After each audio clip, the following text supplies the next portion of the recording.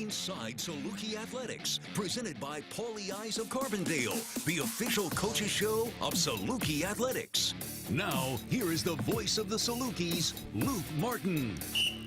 Welcome, everybody, back to Inside Saluki Athletics. We hope everyone had a great weekend. I'm sure many of you we were able to see inside Banterra Center to see this guy, head coach Scott Nagy, and his Salukis get the win against Southern Indiana as coach makes his first appearance here on Inside Saluki Athletics. Coach, appreciate the time. I know, hey, after a weekend, we're able to get a win. That's always a much better feeling, right? Able to get a dub, especially get it in front of the home fans here inside Banterra.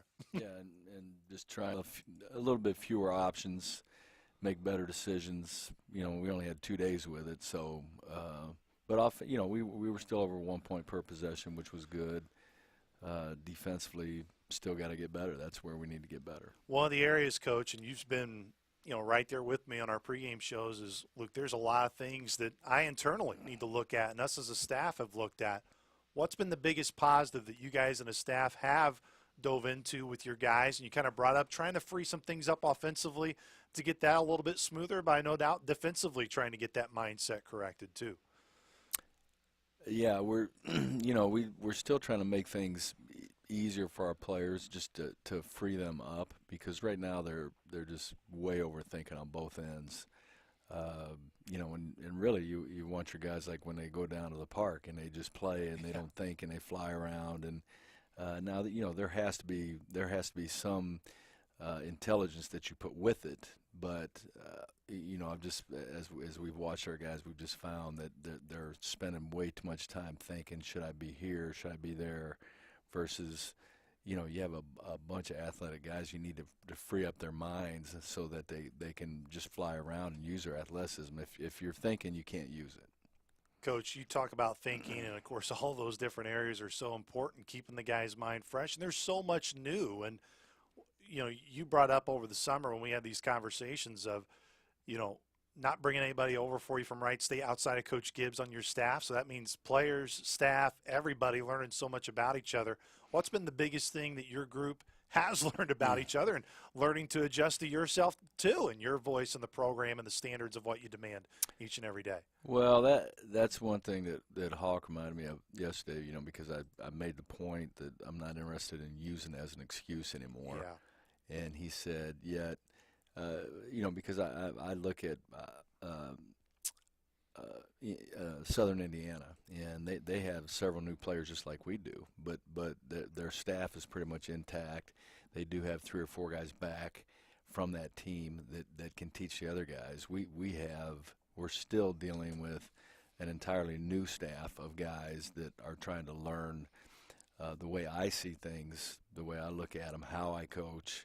And I'm trying to learn from them too. And then, we have some guys that returned from last year at SIU, but they didn't play for me. And so we're dealing with all 14 guys still trying to figure out how they fit in.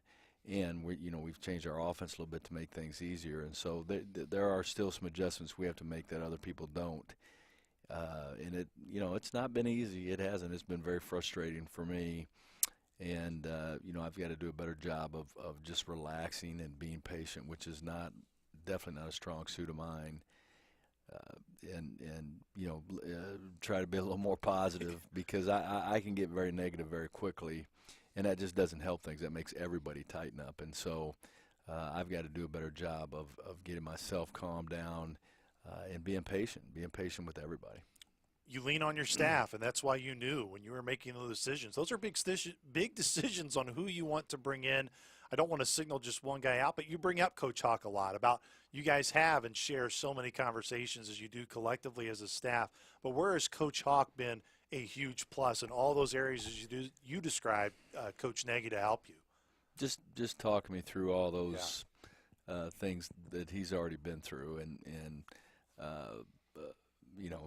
realizing what sets me off, and making sure that things don't get to that point. And right now I'm leaning on my other assistants like Tay and Darion, who are kind of helping put in this new offense, and it has a lot of similarities in terms of our motion, but they're just some more definite things that are so our players don't have to think about that, and then they can make some reads. And so, but I'm learning too, watching these guys, and so they're spending more time coaching. I'm watching and learning, and I think we just feel like the more we run it, the more our guys get used to it, the better it'll be for us.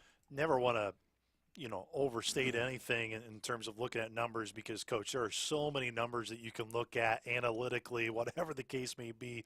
What do you try to use, whether it's analytics, KenPom, whatever you want to look at? What do you believe are positive things that you can look at to help your guys to assess where you're at, versus it can just be information and numbers overload, which a lot of it can be in basketball today? Well, my two main ones are well, it's just one. It's points per possession. And, that's points per possession offensively and points per possession defensively. And there are so many different things that affect both, and how, as a coach, what's the best way to maximize our points per possession offensively and minimize our points per possession defensively, and trying to figure out with each team. Normally, as a college coach, you get used to playing a certain way, and you try to recruit guys that fit that system. We don't exactly have the guys that fit the system as to what I'm used to, and so I'm having to make some big adaptations too, and so I'm having to spend more time learning than I normally would. I'm having to spend more time teaching than I normally would, and some of our guys have strengths that we have to adjust to, where I'm used to having other strengths, and so it's been a lot for me, a lot of adjustment for me, and I'm a very conservative, very like things the way they should be in terms of the way I see them, and I'm having to make some adjustments. So it's not bad for me either, because it's stretching me. One of the areas you hit at with your team constantly is you want to have a post presence. You want to be able to get paint touches. That's been a huge part of your offensive teams in the past. I know you want to be with this group. And I'm trying to remember, Coach, off the top of my head, I think, through the first half against Southern Indiana, it was a small handful of threes. A lot of the shots that were attempted by your group were attacking, were towards the rim, whether Kennard posting up, multiple other guys before Kennard got in a little bit of foul trouble. But in terms of that DNA structure, did you like where kind of that offensive scheme of what you're trying to adjust to in terms of those sets of still revolving around the importance of getting those paint touches, which you preach all the time? Well, we didn't attempt a lot of threes, and it's not a huge strength of ours. It just isn't. Yeah. But we can still shoot a high percentage if we take the right ones, and so we're still trying to figure those things out, but.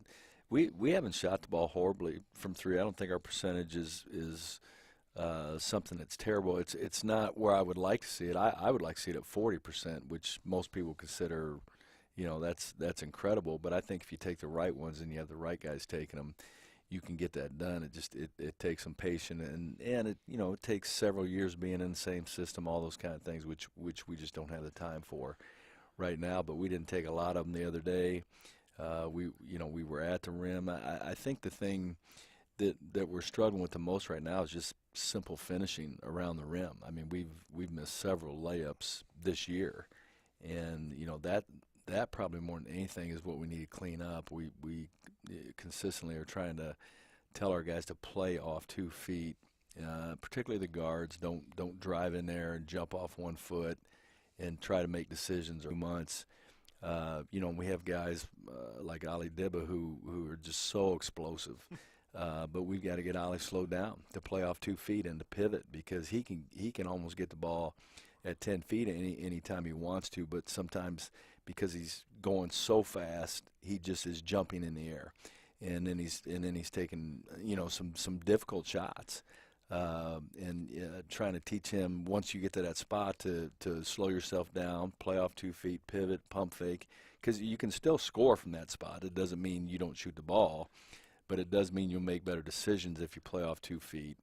And that's so we're trying, just even our big guys, the pump fakes, the pivots, all the things that are fundamental that you need rep after rep after rep. We just don't have enough of them yet, and so we're not finishing very well around the rim. I've had you share this story in one of our pregame conversations, and for Saluki fans that haven't heard it, there was one day in practice where you had the guy who's raced to the midcourt, and Ollie blew everybody out of the water. It wasn't even close, and you turned around to me and Mike Trude and just went, whew, I don't know if I've coached a guy that's been that fast. Yeah. Just kind of describe that story a little bit for the fans of just, one, how quick he is, what you can equate that to, and how much of an advantage that can be for Ollie, especially when you just start playing these games even more, starting Saturday against Austin Peay. Yeah, and it's not necessarily, basketball obviously is a pretty small area to play in, where you look at football, they have their 40 times. Well, I mean, a basketball floor is not even 40 yards long. The thing that Ollie can do, I'm not saying his top speed is better than everybody else's, but he can get to his top speed before everybody else can. And so you talk about that first step, that just his start is so much better than everybody else's. He can get to his top speed much faster. And in basketball, you get to your top speed 2 or 3 steps, and you've almost covered the whole floor. But it just is, because he's so fast and can get to that level so quickly, it's hard to slow down. And so, we're just trying, and I can't even remember why we did that. I don't even remember what the point of the drill was. It probably was to show them no matter how fast they can run, we can throw the ball ahead much faster than our fastest guy. The ball moves faster than our fastest guy, and so we're probably working on just trying to teach him, if you throw the ball ahead, it gets up the floor much faster than if you dribble the ball ahead. And so we're always just talking about things like that. But yeah, I was shocked to just, he is, we have some good athletes on the team, but he can get to top speed pretty quickly. How encouraging has it been, Coach, over the last couple games? You've started Jarrett and you've started Antoine every game, and it really does appear. Now, I know there was an advantage, no doubt, in terms of size, and you felt you could have a good advantage on the boards against Southern Indiana. But still, it really looks like a clear trend. You see Jarrett and Antoine both trending in the right direction. Yeah, I think Jarrett's had back-to-back double-doubles, and he's been the beneficiary and was of probably 2 or 3 offensive rebounds that Antoine tipped that, doesn't necessarily get the stat, but it's what kept the ball alive. And, it's, and that's my whole point. Can we get put Antoine in positions where it frees him up to do what he's best at doing, which are things like that. It's not necessarily catching a ball at 10 feet with somebody on his back and scoring on him, but he can still impact the game in an incredible way. But as a coaching staff, we've got to put them in areas where they're comfortable and they play at their best. And so we're still just working on that, but I don't even look at our team stats. I really don't, because sometimes it makes me mad when I look at them, so I'm better off not to look at them. But most games I look at, we're out rebounding people, and we just like we were so good in the Southern Indiana game around the first 10 minutes defensively, and then we just let that kid just score bucket after bucket. We go into halftime and they're shooting 56%, or we're shooting 59%, and we're up 3 points. That's a little bit frustrating. We were much better in the second half defensively and much worse offensively, and yet won. It just is a constant coming back to with all our players that our team, I don't care how good we are offensively, and I think generally we're not just an incredible offensive team. We're not just gifted offensive players, but we can still put them in the right spots. But what has to carry this team is the defense and the rebounding. Coach, we'll get you out of here on this note. So much in today's day and age in the college landscape, what never gets talked about anymore is the academic side with these guys. And finals week can be a really big stressing point. I was joking with you, and Me, back when I was in school, finals week was not a fun time for me as a student, let alone as a student athlete as well. How do you just adjust with this week for these guys to make sure, one, the academics, they take those as a priority, which I know is a priority at all the time, but to know this week is no doubt a little bit different than probably other weeks when you challenge with your guys? Yeah, one, in terms of the scheduling, we work very hard to make sure our schedule sets up around this week. So, because it's hard to play during this week. For all kinds of reasons, but I think emotionally it's hard to play this week. And it's hard to practice this week. Usually practices during finals week are not great. And now finals are a little bit different than when I went to school. You know, now they have the online and all those other things. They didn't have that. I mean, everything was in class. And but still, it can be a draining week mentally and emotionally for the guys. Our practices are a little bit different. We try not to kill them in practice. Most of what we want to do is come to practice and free themselves up from all that other stuff for a little bit, and get to play basketball and enjoy it. And so it's not a beat down there either. For us now, there are things we have to work on, particularly this new offense and how can we flow into it quicker and run it with better pace. But and I even said to the coaches this morning when we met, my experience tells me that these practices are not great because the guys are drained. They're not, it's not where their head is right now, and so we've got to do a good job of, one, being patient, which again I said is not, one of my strengths. But I thought I did okay today. I thought I was pretty positive with the guys, and even when we missed some bunnies and threw the ball away. I know they're trying to learn something new, but mainly it's just to give them something away from the studying at this point, so that they can just get their mind off it a little bit and free them up. Coach, really appreciate you stopping by, doing this. Looking forward to checking in with you here throughout the year here on Inside Saluki Athletics. And we got a couple days here, and we'll chat about the Govs here later this weekend for our pregame conversation. But appreciate the time, Coach. Thanks for stopping by. Luke. Once again, that was head coach Scott Nagy. Join us here on Inside Saluki Athletics. We'll take a timeout. When we come back, it's time to dive into Saluki track and field. Head coach Richard Jones joins us.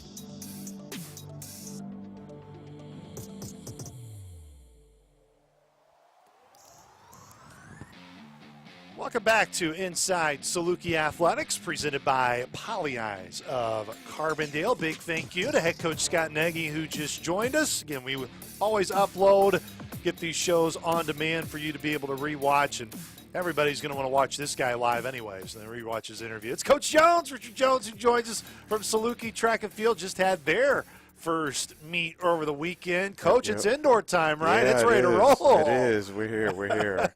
Coach, what's this time like? Because we'll get to Xavier Preston later on the show to talk to him from an athlete's perspective, but man, the off season, it's not like it's a off season. There's a lot of work that goes into this thing to get prepared for indoor. Yeah, definitely. This is our first meet. This sets off the season. It kind of sets off a culmination of our fall training and conditioning, what we've been doing since the day after Labor Day. Then you go into your Thanksgiving break. They come back from break. We get ramped up. We have this first competition, and then they go into finals. So then after that, they get a little bit of downtime, and then when we return in January, it's kind of all systems go for real through May. Right, no real downtime after that. So this is a good break in the mentality, good testing early, and then when we come back, we'll really get after it. Obviously, your distance runners, most of them in cross country, so they have their fall somewhat occupied. But what's been the most encouraging thing for you from how the workouts went as a group collectively for the team and program, as now you head in with one indoor meet already done? Yeah, so we have, I would say collectively, I was very pleased at the development of the program in the fall. This is probably one of the first times that I was really pleased overall with everyone's fitness and their preparation during the fall. And some of those results actually showed the first meet as well. So I was pleased to see that. What were the biggest takeaways from the first meet, Coach? One of the biggest things is just how the students adjust to having other teams in front of you now. Like, it's all good, when we're training in a rec center over these last few weeks. It's all good when you're training against your peers, but now that you have some actual competition, a lot of them responded well. There's still, I would be remiss to say that there's always room for improvement, right? So I don't want to misspeak on that regard, but I do think they handled themselves accordingly as a program. The staff members adjusted as well. We have a few new staff members, so getting all the pieces, getting the team logistics together, all of that were some really good takeaways for me. Xavier, I asked him kind of where the program is at in terms of his eyes from a player standpoint, which we'll hear in a moment here on the show, Coach. But where do you believe the program has improved in terms of where you left it last year to the offseason, even with those new pieces that you've added from a standpoint of a coaching staff? Yeah, so this is my third year as head coach here at the program, and just every year it gets a little bit better. I think the student athletes that have been with me longer, so the juniors and seniors, really understand what the expectations are of the team. And so just to watch the maturity of them is probably the best thing, and I know that it will pay dividends down the line. The first meet, sometimes it's always a little shaky. There's a little bit of nerves that come into all of that as well. Some slight injuries, and not necessarily from our group, but you expect that, because now this is the first time that an athlete is going 100% that they may not have done in training. So this is also a good opportunity to get them strengthened up over the break and then come back ready to rock and roll. It's been a really remarkable run that Coach Martin at Indiana State has been able to build, and the run they've been on both on the men's and the women's side. But look, the competitor inside of you always wants to be that team at the end of the day. What has been your constant message to your group? But not just, hey, this is what we have to talk about. This is what we have to do with our actions that will ultimately show here in the meets. I guess one of the phrases that I say is the standard, right? Like, if we understand that the Indiana states, the Illinois states, on the women's side, the Murray states are all really top programs, we want to be a part of that as well, that conversation as well. I think collectively SIU has always historically been one of the best teams in the MVC, and it has its moments, some years better than others, but we always want to be in the mix. So just making sure that we know that our standard is just as good as any of these other program standards, and we don't waver from that is what the expectations and what the goals are every year. Let's kind of go into the women's side for your group this year. Where do you see your leadership line? That's going to be huge in terms of being that callus if they can be a team that can break into that upper tier. Yeah, we do have a lot of very good upper class leadership between the junior and senior class. I think Ayanna Pointer is one of the young women that has been consistently scoring at a high level, a national caliber athlete in that regards as well. So she's got kind of the point person in that regards. And then we have a very good supporting cast with some other seniors and juniors. Tiana Bell is one, Leah Thames is another, Trinity Cleaver is the one, Keanne Wilson, right? So just very upperclassmen heavy. And these are all women who were finalists in the last year or so between indoor and outdoor championships, and looking forward to kind of continue that moving forward. So much in your sport, Coach Jones, can be individualized, but how much of your time is also spent worrying about the chemistry that you have within your group? It may be so much of, you're trying to find individual skill sets that fit specific things as you go throughout, but chemistry is just as important, I'm sure, in track as it is any other sport. Yeah, especially when you have multiple event groups. Once again, our senior group, like on the distance side, Brianna Nice said, Christina Nosike is on the throws, right? So you start adding all those, and those young ladies in particular have always kind of led the charge, have helped Bree helped during cross country a great deal for us, especially as we were transitioning, getting a new coach. And then Christina has been leading the charge with the throws events.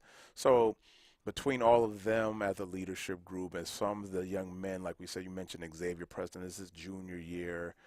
That upper class of men have all been kind of, and they all get along. They all kind of, just as students, they live in the same areas. They go do some of the same things. They hang out. So that organic chemistry has helped. And all I really have to now do is speak to the athletes themselves, and then some of the coaches, they relate that. I think we all just kind of get along. That's just what the nature of this team makeup is. So it does help a lot. Kind of going into the men's side, and I specifically want to ask you about Xavier once we close this thing, but outside of Xavier, who are going to be some key leaders on the men's side too for you in areas you're really kind of demanding for your group to grow? Yeah, so I think same thing, because I coach the sprints and hurdles specifically. I think those young men probably kind of connect to me the most, and they understand because they hear it on a daily basis, right? So they hear what I'm telling them, and then they kind of share that amongst the rest of the team. So Shane Ashton was one of our top performers last year. There's a Uriah Guthrie, his name is Uriah Guthrie. He actually just recently got into law school, so he's an upperclassman as well that brought his senior leadership to the distance program. Of course, there's Darius Fuller and Darion Williams. Those are our senior jumpers. So everybody in that regards, usually they are either our top scorers or somebody that is just really invested in the program. Of course, Xavier is defending champ in multiple events over the last few years. And just been a really good catalyst to bringing the men's group along too. I share this story with Xavier, and he laughed, and I'm sure it won't surprise you with his personality. But when I first got here, Coach Jones, I'm making my way through the hall and just trying to get acclimated, see who's who. And I'm like, this got to be our starting running back. Right? I mean, I was like, he's got to be playing football. Yeah, I was like, no, he's our best sprinter. I was like, good for Coach Jones. But I mean, his personality brings it to him too. But just the skill set of him football was a sport he played for a long time, but man, he's made that transition to track, and he's really fully embraced. Yeah, absolutely, absolutely. And there's always that fine line between, there's a football mentality that you would love to have in track and field, right? Like a Superman mentality, an undefeated mentality. That's always a good thing to see. So him bringing that energy that you do in a team sport such as football, and just as dominant as it's been, has been contagious, infectious, right? The kids kind of gravitate towards that, and it's been a good thing. I know there's moments where I wish he was a little bit more selfish, right? Yeah. But he has always been kind of a team player, because that's the environment he's grown up in as an athlete. There are many stories that you can look at where guy comes in like Xavier, has a really good freshman year, and then the expectations get built, and sometimes it can go the other way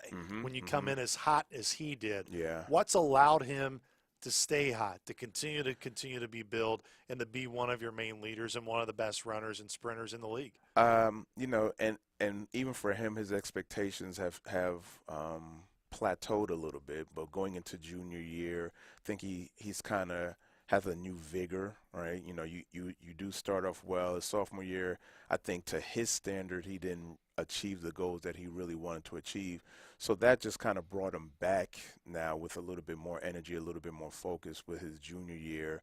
And I think that doing the right things will get him to where he should have been or where he wants to continue to go. So I think that's a good thing on his. A little bit of humbling always helps. Yeah. You know. And so, no doubt. Yeah, you know, and because you just got to refocus a little bit, right? Everybody believes that they're, you know, one of the biggest things we said is going from good to great as well, right? So he's always been a good athlete, and now there's that transition of being a good athlete to being a great athlete, right? So he was a good athlete last year, but being good don't always win championships because there are other people who are just as good. So now he wants to transition to being great. Indoor championships can seem like a mile away, but you know, with your years of coaching here and being around, it sneaks up on you. Yeah, if you let it sneak up on you, I should say, if you allow it to happen. So between now and March, when those championships are going on, that first week in March, what do you see as, hey, this is where our group really has to keen in and focus on, that you're encouraged by here with these upcoming meets starting again in January? So hopefully the plan is that they actually, since they've competed this first meet, they now see where they are, what some of the things they need to do. The hope is that over the break, that they take the same energy over the Christmas break and continue to train and do those things so that when they come back, we don't really miss a beat. Then we have several meets lined up that are relatively regional, that are progressively get a little bit more difficult over the course of the season, puts them in a perfect position to compete well in March. So it's kind of like a stair-step approach to being successful by the end of the indoor season. Coach, really appreciate the time. We're going to have to get you on right before championship. Oh, yeah, you know, we got to get you in here in late February and preview the championship meet. And I know Saluki fans are knowledgeable about how good the Valley has been in terms of track and field. But, man, I know really ever since they moved that to Chicago, the indoor championships have really been taken to a whole new level. Yeah, it does help having a good facility. a good neutral site has always helped. I think it brings a lot of the programs together. Chicago is right.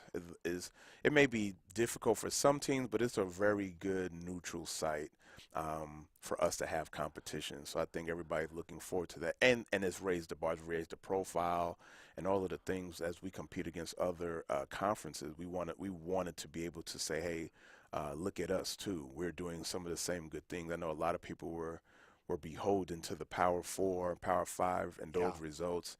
And we kind of like, hey, the MVC, we got some good kids here too. So having it in Chicago really improved that profile for us. Coach, thanks so much for the time. Definitely problem. wish you a good holiday season too. Get a little bit of break and get right back after it come January. Indeed. All right, thank you. Thanks, Coach Jones. That was Coach Jones joining us. We're going to take a timeout. When we come back, we are going to be joined by Xavier Preston from Saluki Track and Field. This is Inside Saluki Athletics, presented by Pagliai of Carbondale.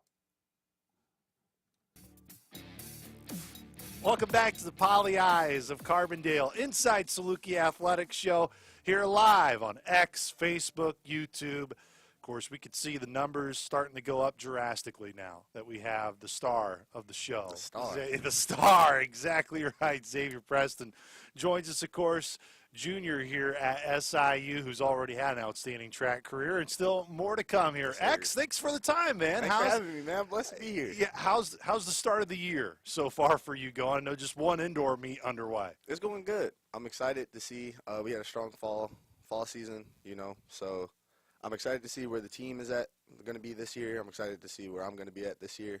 There's a lot of potential, especially within the underclassmen and upperclassmen, so just got to put the pieces together. I can remember watching a feature story that we did on you as an athletic department about over a year ago, talking about how you got in the track, how it was only around 7th grade. You were mostly a football guy, but you loved how the track focus was, it's on you. Yeah. It's on what you get to do personally. Now you've had years underneath it. How's track grown on you over the years, X? Like anything grows. Sometimes it doesn't go as you expect, but, you just continue to remember the love that you have for the sport. And that's what has been happening over these years, you know, through the obstacles, ups and downs. I just remind myself of why I got into the sport in the first place and why I love the sport. And it just keeps me wanting to keep pushing myself to see what I can accomplish. And, yeah. It's funny, when I first started here and I came by you in the hallway, and look, I was just trying to get acclimated to everybody, and I was like, how have I not seen this guy on the football field? You know, I was like, Coach Hill, like, are you missing a running back? Are you missing somebody key? I mean, how much do you miss football? How much was a big piece of football in your life? It was a huge piece. Yeah. I definitely miss it. I definitely I'll go to the games and I'll be like, dang, like, I wish I could still be out there. I mean, I know that I can still play, but, you know, God has led me to be in track, so I'm going to just take what God has given me and run with it, honestly. As you've gotten involved, and as you said, even more so, where have you grown the most from your freshman year to now? What are areas where you set a lot of records right from the get-go your freshman year, but still, where do you feel you've gotten better? I feel like I've gotten better as an athlete, really. Just being more coachable, not letting the bad races get to me. I mean, that's something I still struggle with because as any athlete, you don't want to perform bad. But just taking every race one race at a time. So if I have one bad race, I'm not going into the next one thinking about the bad race I just had. I'm thinking about everything I could have done better, going over with coach, and then whatever coach is saying, actually apply it to that next race or apply it to that next practice. So being more coachable, definitely growing as a student athlete because, you know, it's college, so you got a student first. Yeah. So just being, you know, more on top of my grades and stuff. So it's been really cool to see my growth and my transition through these years of being at SIU, and I'm grateful for it. But, yeah, I think being an athlete really has grown.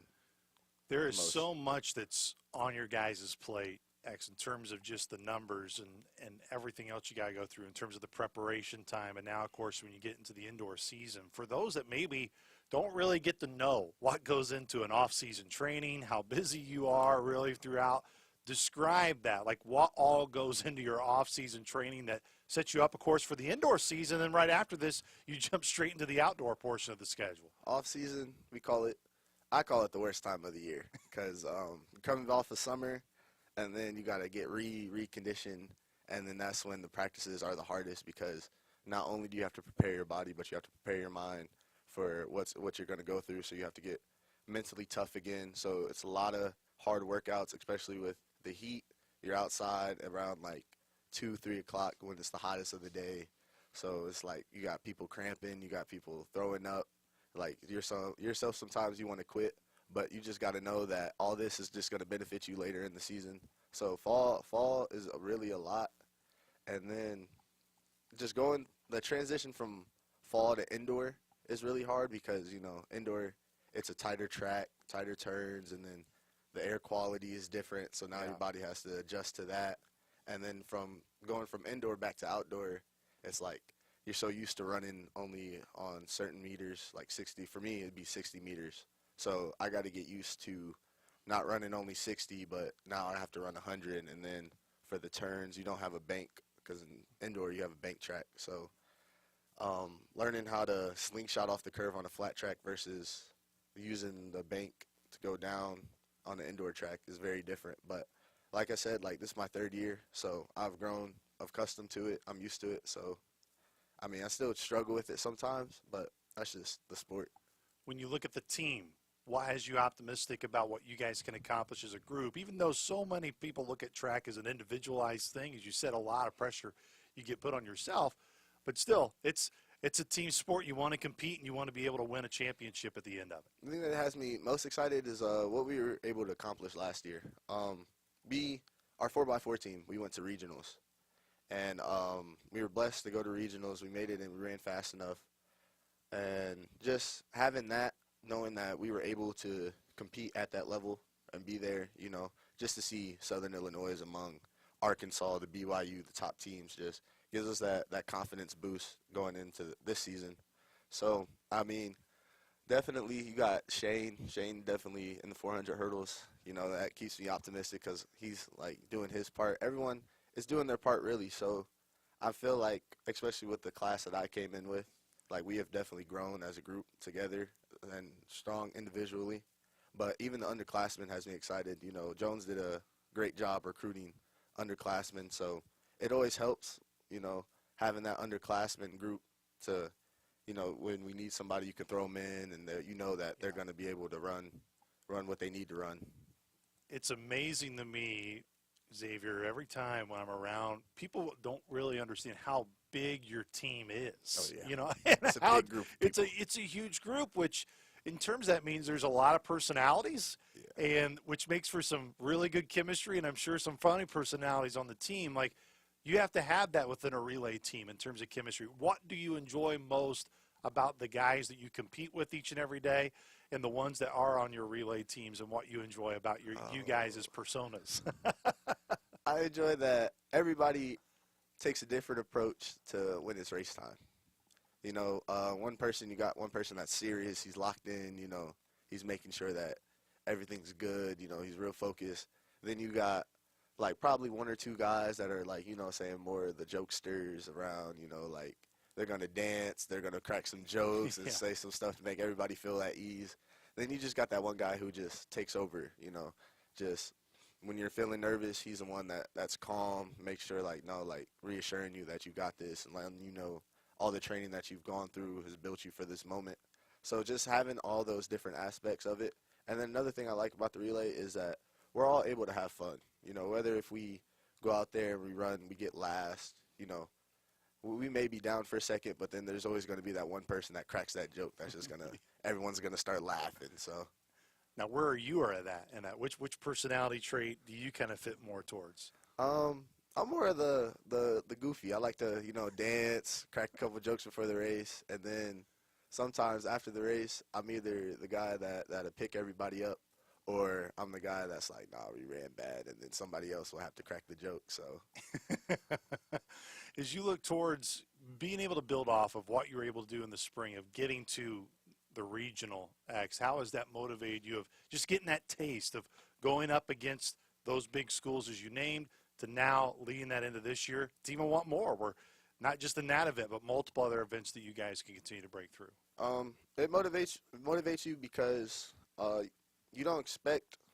I mean, that's the goal. The goal is always to get the regionals, but you know, Southern Illinois, we're looked at as a smaller school, so just having, like, when you look on the heat sheets, just seeing the name Southern Illinois among with Arkansas and BYU and Texas and stuff like that, it lets you know that you are able, you're more than capable of running with these guys, against these guys. But at the same time, we fell short, so now it's like we know we can run with those guys, but now we have to train 10 times harder. We have to work 10 times harder. We have to really commit to it, because if we really do commit to it, I know that we can beat some of these guys and run with some of these guys. So as a group, as you continue through the indoor season, you just had obviously your first meet over the weekend. How do you kind of ramp it up here within the indoor X, and how you manage your body, how you manage your time?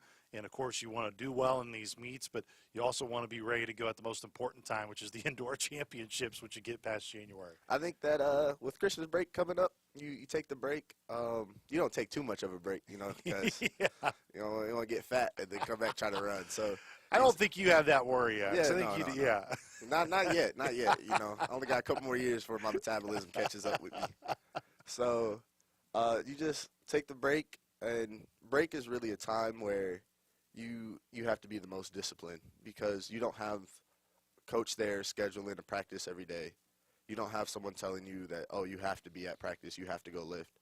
So you really have to take it upon yourself to take yourself to the track, take yourself to the gym, make sure that you're doing the things that you would do at practice, because no one's around you. You don't have a coach to time you. You don't have people to push you and make sure that you're doing the right thing. So it really all comes down to you. So just really being disciplined is the biggest part when going on break to get ready for this indoor season.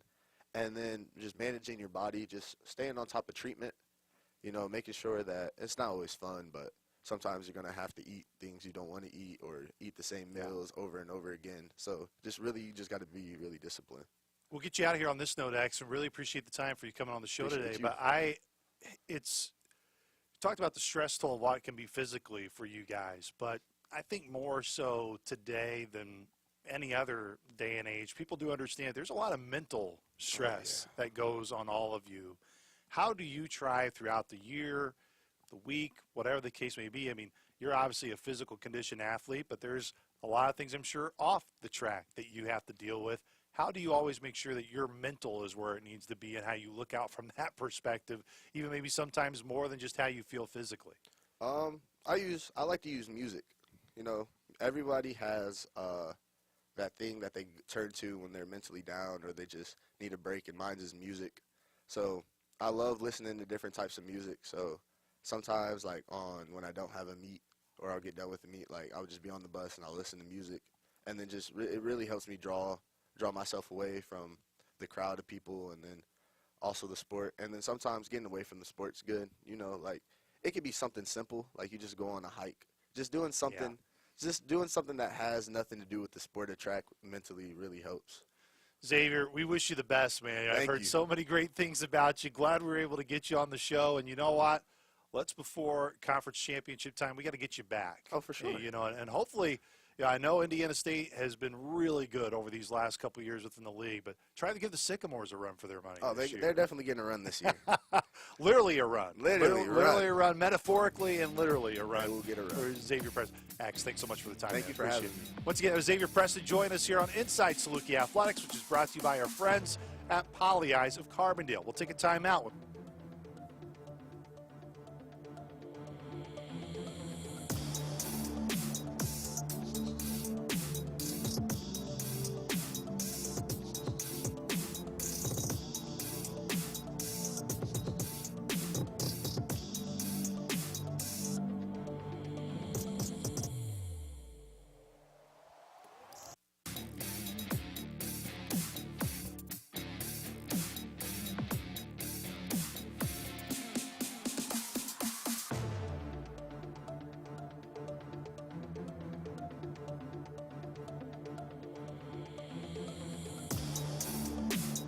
Here to close out Inside Saluki Athletics today, which is presented by Pagliai of Carbondale, none other than Sheridan Sharp from Saluki Basketball, who joins us in his second year here with the Salukis. Sheridan, thanks for joining us, especially during finals week, man.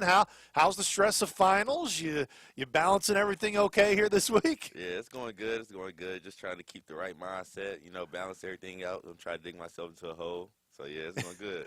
Absolutely. That's the key. Never dig holes, sure. I learned that the hard way. Yeah. No, hey, I did too. And I'm sure many of us that are watching can speak to that as well.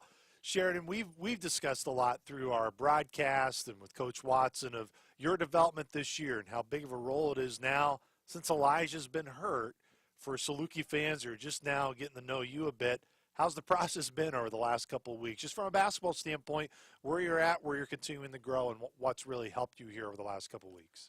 It's been a real good process, just trying to, learn from being on the court now. So, it's been a real, like I said, a good process. I've been in the game and stuff, getting a good feel for it. It's just glad to be back on the floor, playing hard and, making winning plays. And I'm just trying to go out there and play hard every possession I go. When I asked Coach Nagy, what that conversation was like of pulling your red shirt, which no question, that was a decision that you were going to have to make too. It wasn't just the coaches.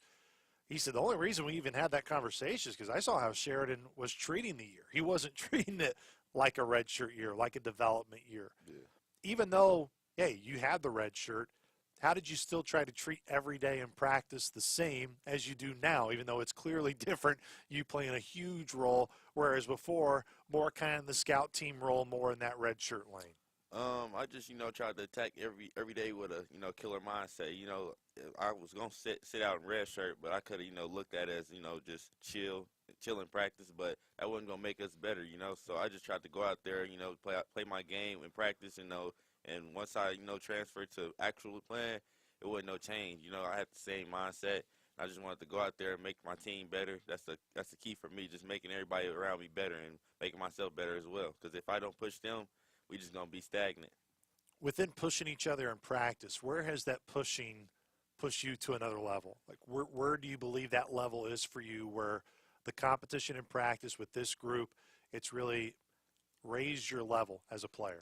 Really, it's just been just competing in practice in the drills, just making sure we compete all the time, So Like it just be like little things in practice. Like we do TMZ 1-on-1. We just try to like Yeah. talk stuff, and I feel like that gets us going and stuff like that. Cause like we got a lot of guys, sometimes they don't really talk like that, and I feel like if we start talking to them, in practice, start getting on them, then they gonna want to respond, So, and I feel like that's gonna translate to on the court and in the game as well. Communication in practice is imperative, but communication in games is maybe even more imperative. Where are you guys at as a group right now, Sheridan, in terms of having those conversations within the game and making sure, hey, if things are going great, keep that communication going. If for some reason things are slacking, you do the other way too. It's going in the right direction. Like I said, like practice been a big key factor in that as well. Like we've been talking, in our group chats and stuff, just about like our communication. Great teams have, great communication, can talk within their players and stuff like that because it's a player-led team. And I feel like the key thing that we missing right now is the communication. So these last few weeks we've been trying to emphasize, the communication aspect of it, and just been trying to, make sure all the guys talking and being in the right spot, and just making sure we communicate and be a team. Being a team and being able to communicate, where has this group as a team gotten better, Sherm? What's given you guys the optimistic of, hey, we're getting better, we're making steps in the right direction? I feel like the defensive end and also on the offensive end, we just put in, some few new sets and to get into, and I feel like that's been making our offense less stagnant, and a lot of players is like starting to play off of each other and stuff like that, and it's going that's going to translate as the season goes on and stuff like that. Just players realizing how to play off of each other and stuff like that, and making the offense, like I said, less stagnant and stuff like that. So I feel like right now we just leading in the right direction with all the things that we doing. It's just gonna take some time, like I said previously, like this is a new team. It's not gonna be perfect, but we gonna follow in the right direction. You just gotta stick with us. How important, Sheridan, was the USI game in terms? I don't want to imply that you needed more confidence, but when the game was close, late, needing quality possessions, you were in the game, and Coach Nagy trusted you with that. How big was just that game for you to be in the game in late game situations where possession here or there could have completely went the other way?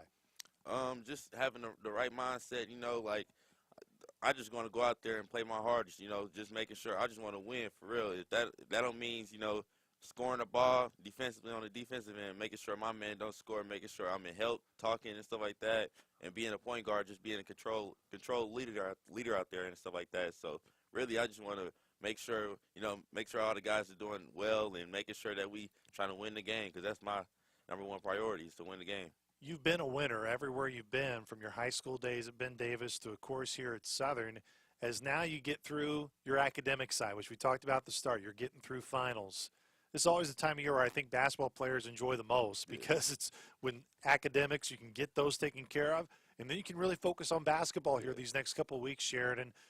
What are you most looking forward to these next couple of weeks, obviously starting Saturday with Austin Peay, for this group to continue to build on the building blocks that you believe you're laying in place right now?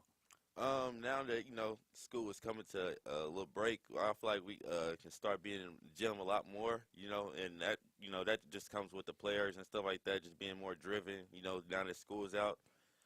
We just got to, stick with it, communication-wise, stand on each other and stuff like that, talking and stuff, besides, the practice aspect, talking off the court and stuff like that, becoming closer, because I feel like all that is going to translate to a game. The more we spend time together and talk and communicate, it's just going to translate on the court, and I feel like it's just going to be a good thing, Sheridan, appreciate the time. Thanks for coming by. We appreciate it, and look forward to watching you, of course, Saturday at Austin Peay, and more games to come, brother. Thanks for the time.